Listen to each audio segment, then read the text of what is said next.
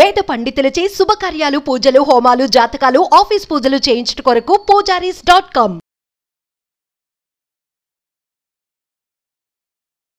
నమస్తే, welcome to Suman TV. నేను మీ యామ్ని. ప్రస్తుతం మనతో ఉన్నారు ప్రముఖ ఆధ్యాత్మికవేత్త జ్యోతిష్య రత్న శ్రీమతి కోనాల భాగ్యలక్ష్మి రెడ్డి గారు ఉన్నారు. అమ్మతో మాట్లాడి మనకున్న సందేహాల గురించి అడిగి తెలుసుకుందాం. నమస్తే అమ్మ. నమస్తే అండి. ఈ సెప్టెంబర్ నెలలో అమ్మ అసలు మకర రాశి వారికి ఏ విధంగా ఉంటుంది, ఎలాంటి పరిహారం చేయాలంటారు వీళ్ళు? గణానాన్వా గణపతికుం భవామహే కవిం కవీనాముపమస్రవస్రవం జ్యేష్ఠరాజం బ్రహ్మణస్పద ఆనశృణ్వన్నోతిభిస్సిద్ధసాదనం ప్రణో దేవీ సరస్వతి వాజేవిర్వాజనేవతి ధీనామవిత్రేవతు గణేశాయ నమః సరస్వత్యే నమః శ్రీ గురుభ్యో నమః హరి ఓం. ఓం శ్రీ మాత్రే నమః. ద్వాదశ రాశుల వారికి సెప్టెంబర్ మాస ఫలాలు ఏ విధంగా ఉండబోతున్నాయో తెలుసుకుందామని ఇప్పుడు మనం అనుకుంటున్నాము. తెలుసుకుందాం మరి ఏ విధంగా ఉండబోతున్నాయి. 1/9/2024, 30/9/2024. ముఖ్యంగా చూసినట్లయితే కనుక మనకి మార్పులు చేర్పులు, గ్రహముల యొక్క మార్పు చేర్పులు మొట్టమొదటి తెలుసుకుందాం. 5వ తారీఖున బుధుడు సింహరాశిలోకి మారబోతున్నాడు. అదేవిధంగా 16వ తారీఖున యథావిధిగా రవి సింహరాశి నుంచి కన్యారాశిలోకి కన్యా సంక్రమణం జరగబోతోంది. అదేవిధంగా 19వ తారీఖున శుక్రుడు కన్యలో ఉన్న శుక్రుడు తులలోకి మారబోతున్నాడు. నెక్స్ట్ 24వ తారీఖున బుధుడు కన్యలోకి మారబోతున్నాడు, అంటే స్వక్షేత్రంలోకి రాబోతున్నాడు 24వ తారీఖున. ఇది గ్రహముల యొక్క సంచార వివరాలన్నమాట.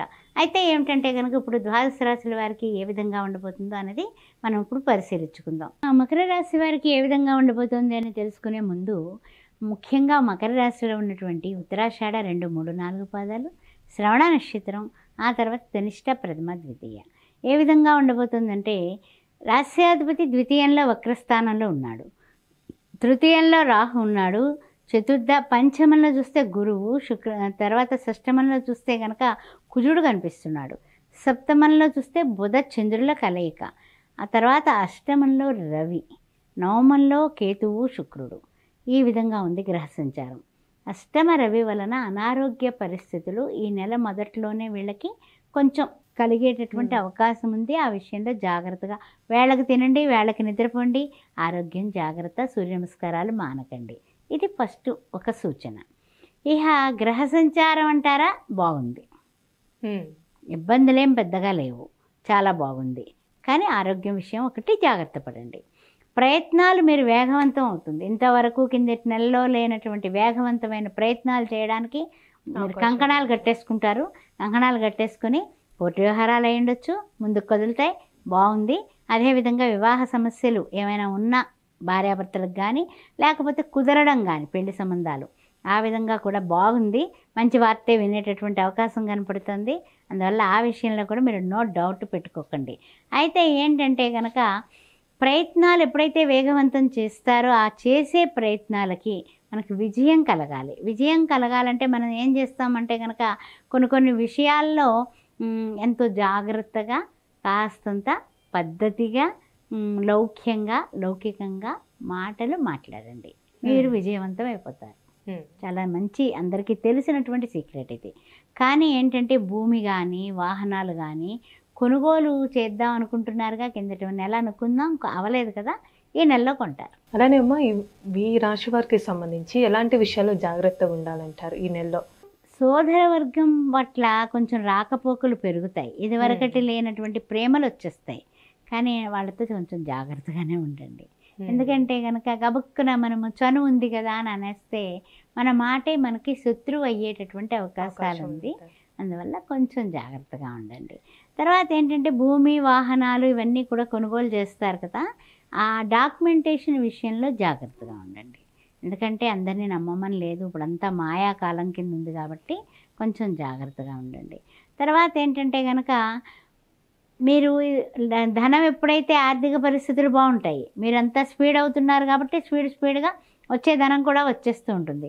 వచ్చే ధనం వస్తుంది కదా అనేసి అనవసరమైన ఖర్చుల్లోకి వెళ్ళారా, పప్పులో కాలేసినట్టే. అందువలన మీ భార్యాభర్తలు ఇద్దరు కూడా ఆలోచించుకొని కుటుంబ పరంగా ఎంతవరకు అవసరమైతే అంతవరకే ఖర్చు పెట్టి ఏమైనా కిందటి మాసాల్లో మనం చేసినటువంటి రుణాలు ఉంటాయి కదా, అవి తీర్చుకోండి.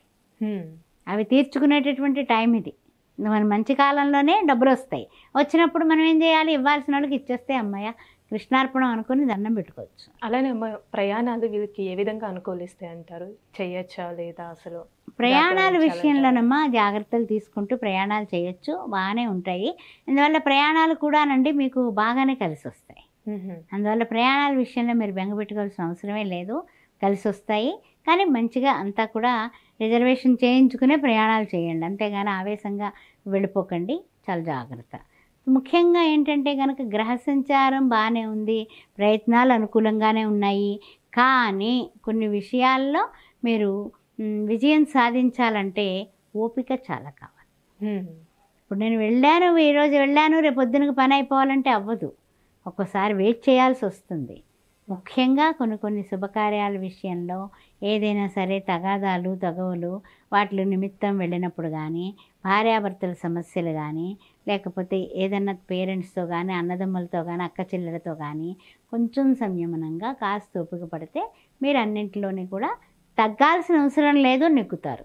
అలానే అమ్మ, వీళ్ళకి సంబంధించిన విద్యార్థులు కానీ ఉద్యోగస్తులు కానీ విదేశీయానం ఉందమ్మా? విదేశీయాన ప్రయత్నాలు ఫలించే అవకాశం ఉంది. అయితే ఏంటంటే కనుక ఎలా ఉంటుందంటే, మీకు బాగా తెలిసిన వాళ్ళు, అక్కడ స్నేహితులు, మీరు ఇక్కడ నుంచి అక్కడ వెళ్ళి స్థిరపడిన వాళ్ళు, అలాంటి వాళ్ళు మీకు హెల్ప్ చేస్తారు. వాళ్ళు హెల్ప్ చేస్తారని మీకు తెలియదు. అది తండ్రి వైపు అయి ఉండొచ్చు, తల్లి వైపు అయి ఉండొచ్చు, బంధువర్గం నుంచి కూడా అక్కడికి వెళ్ళిన వాళ్ళు మా పిల్లాడికి ఇలా ప్రయత్నం చేస్తున్నామంటే మేము స్పాన్సర్ చేస్తామని ముందుకు వచ్చినా ఆశ్చర్యం లేదు. అంత మంచి టైం మనకు వచ్చింది. ప్రయత్నం గట్టిగా చేయండి. అలానేమ్మా, ఈ రాశి వారికి సంబంధించిన ఎలాంటి పరిహారం చేసుకుంటే మంచిది, ఏ విధంగా చేయాలంటారు?